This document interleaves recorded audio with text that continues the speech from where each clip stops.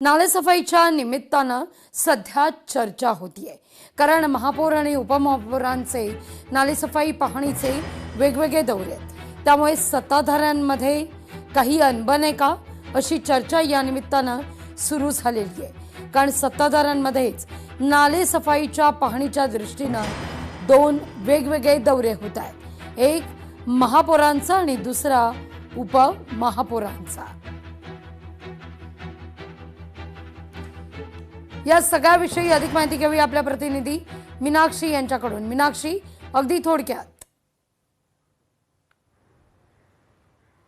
निश्चितच लागवी, कारण आतापर्यंत महापौरांचेच हे दौरे जे आहेत ते पाहायला मिळाले होते।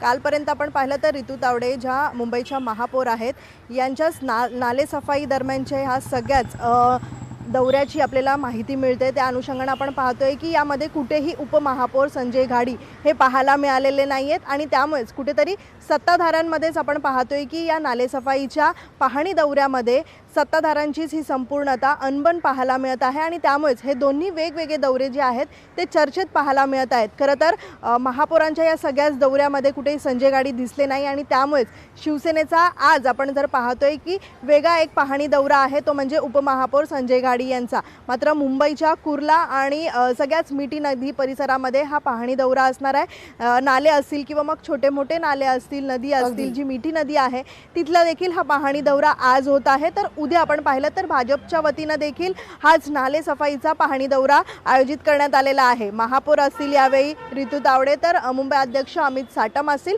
आणि भाजपचेच काही प्रमुख नेते जे आहेत ते या नालेसफाईच्या पाहणी दौऱ्यामध्ये पाहायला मिळतील। मात्र या दोन्ही धन्यवाद तुम्ही दिलेल्या सविस्तर माहिती करता।